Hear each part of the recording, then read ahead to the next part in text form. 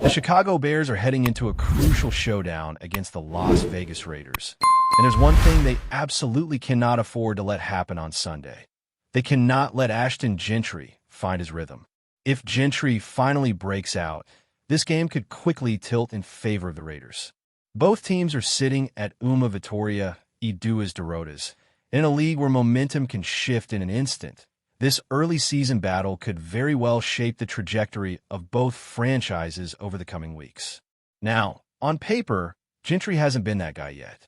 Through 3 games, he's averaged just over Tres Yardas por carregada, specifically 3.1, and has rushed for only 144 yardas en 46 tentativas. Sure, he's punched in 1 touchdown, but that's not the stat line of a running back you fear. And yet, that's exactly why this feels dangerous. It's not a matter of if Gentry is going to pop off. It's a matter of when.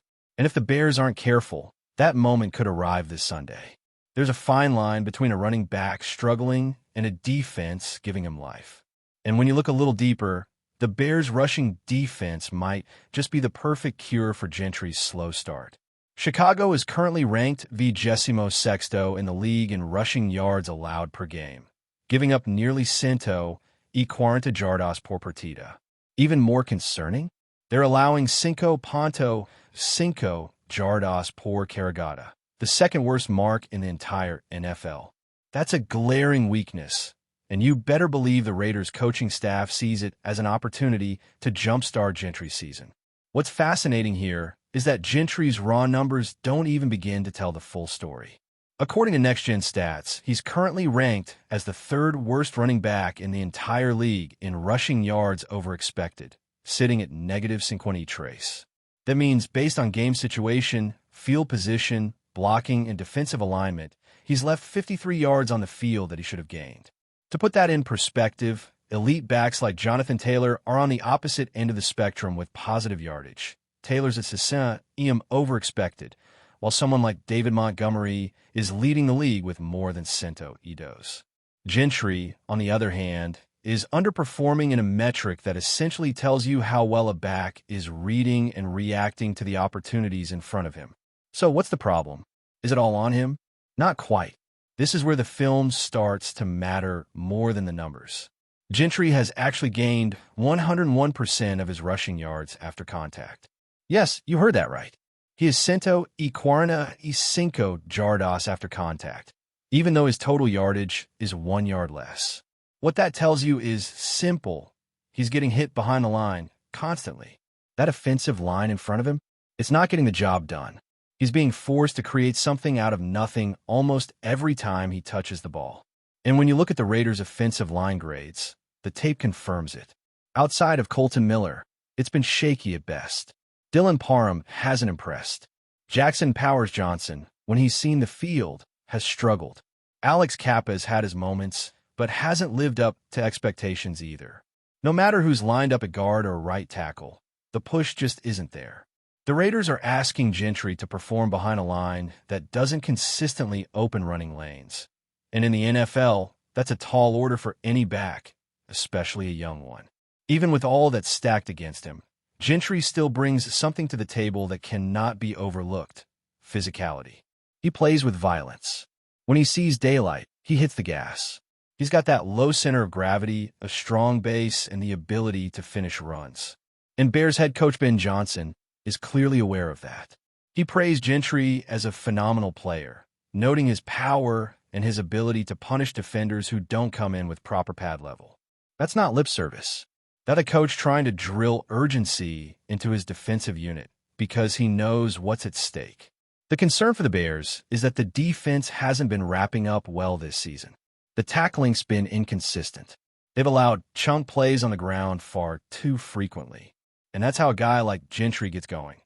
Not because he's juking everyone out of their cleats, but because he runs through arm tackles and wears down defenders over 4 quarters.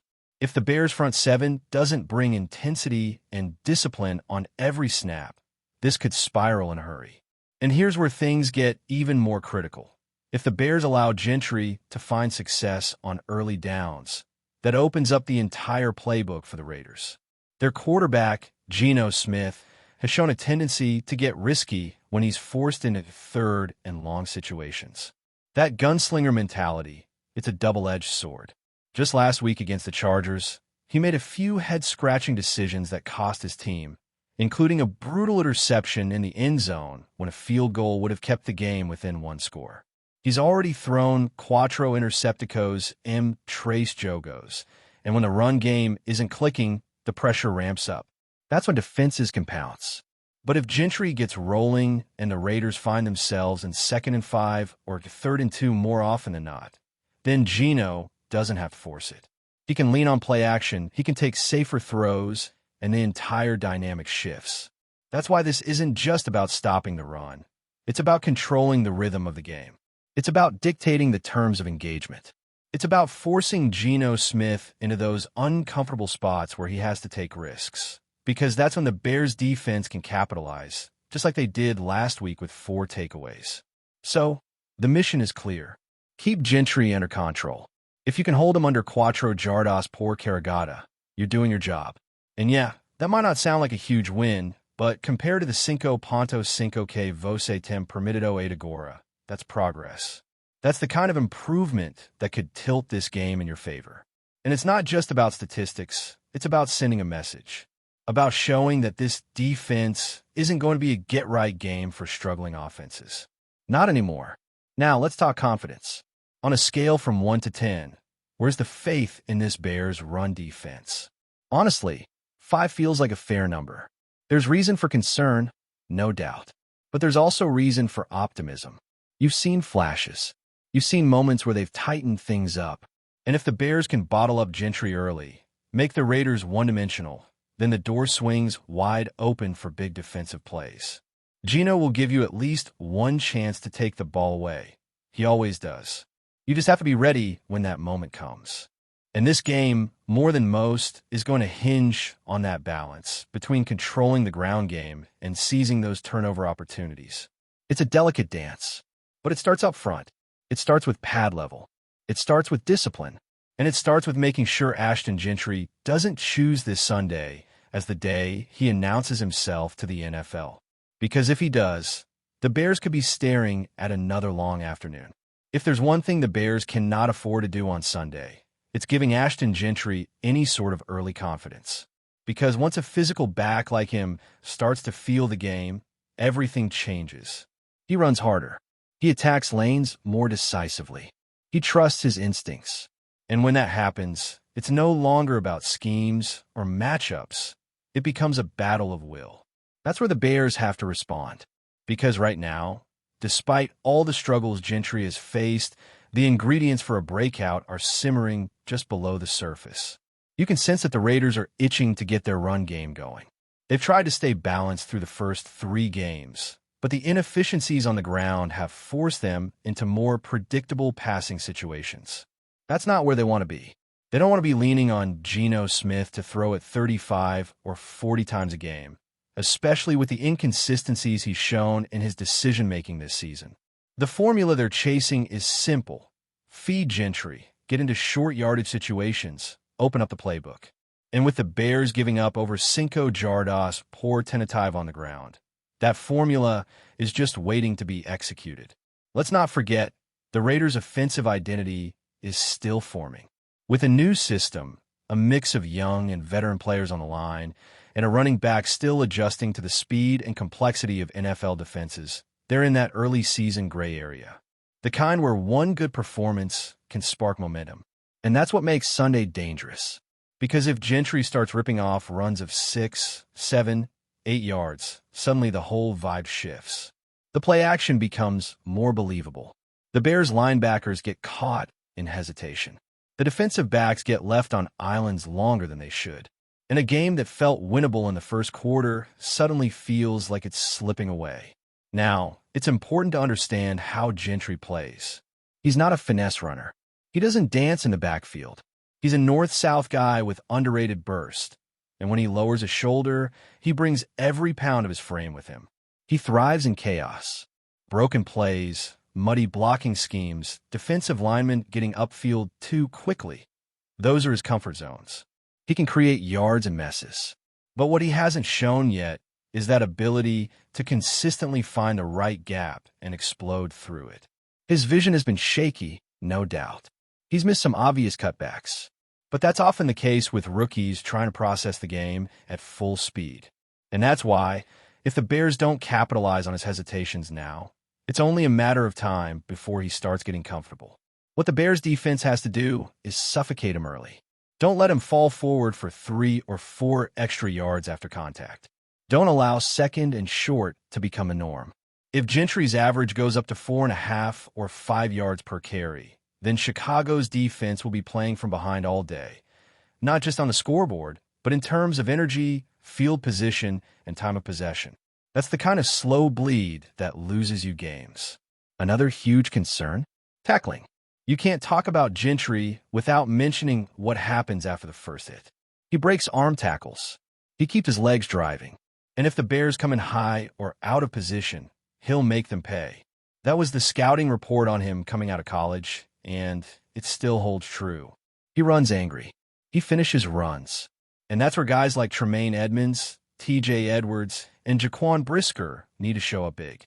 They can't afford to be reactive. They have to meet him in the hole, wrap up, and bring him down the right way. Pad level, leverage, pursuit angles, all of that becomes critical when facing a back who refuses to go down easy. If the Bears do manage to bottle him up, not just statistically, but physically, emotionally, then they can start controlling the flow of the game. They can put the Raiders into obvious passing downs. And that's when you get the version of Geno Smith that turns the ball over. That's when the windows shrink, the clock speeds up in his head, and the Bears' secondary can make plays. Because while Geno can sling it, he's also reckless under pressure. The turnovers are there for the taking, but only if you force him into uncomfortable situations. And again, it circles back to Gentry. If he's running well, Geno doesn't need to take risks. He can dink and dunk. He can work with play action. He can stay ahead of the chains. But if Gentry is stuffed consistently and the Raiders are stuck in third and long, that's when the Bears' pass rush can start to matter. That's when the defense can start dictating terms instead of reacting. This also can't be a situation where the Bears wait until halftime to adjust. They need to come out with urgency from the first snap. They need to set a tone. This isn't about 1 or 2 big stops. It's about 4 quarters of sustained discipline. The defensive line needs to get penetration without overcommitting. The linebackers need to fill gaps with violence. The safeties need to fly downhill when the opportunity presents itself. Every missed tackle, every late read, every soft edge, those are the moments that give a guy like Gentry life. And once he gets a taste, he's going to keep coming. What makes this matchup even more interesting is the mental side of it. Gentry knows he hasn't played to his potential. He hears the noise. He sees the numbers. And you can bet he's itching to prove himself. That type of mindset in a player with his physical traits is dangerous. It only takes one big run to flip his confidence switch. And when that happens, the Bears might find themselves facing a version of Gentry they haven't seen on tape yet. One that's decisive, hungry, and running with a purpose. That's the scenario Chicago has to prevent at all costs. Before we continue, don't forget to subscribe to our channel and give this video a like. Your support helps us keep bringing you the latest updates on our Chicago Bears. And don't be shy. Drop your thoughts on the news in the comments below. In a shocking twist that has sent NFL fans into a frenzy, whispers are growing louder that Jordan Mailata, the colossal human wall who has been the cornerstone of the Philadelphia Eagles' offensive line, is on the verge of swapping the city of brotherly love for the Windy City. Rumors are circulating that the Bears are aggressively pursuing the Australian behemoth, and insiders suggest the deal could reshape the offensive line landscape entirely. Mailata, affectionately dubbed the human wall by teammates and fans alike, has long been celebrated for his combination of size, agility, and uncanny technique, and the idea of him donning navy and orange is enough to set Chicago faithful dreaming of a revitalized defense.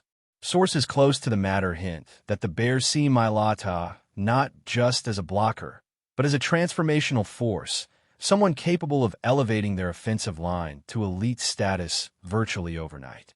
The chatter in NFL circles paints a picture of Mailata as more than a mere acquisition. He could become the cornerstone around which the Bears build a dominant, fearsome front. Philadelphia insiders, meanwhile, are reportedly bracing for a media storm, aware that losing a player of Mailata's caliber would send shockwaves through the locker room and fanbase alike.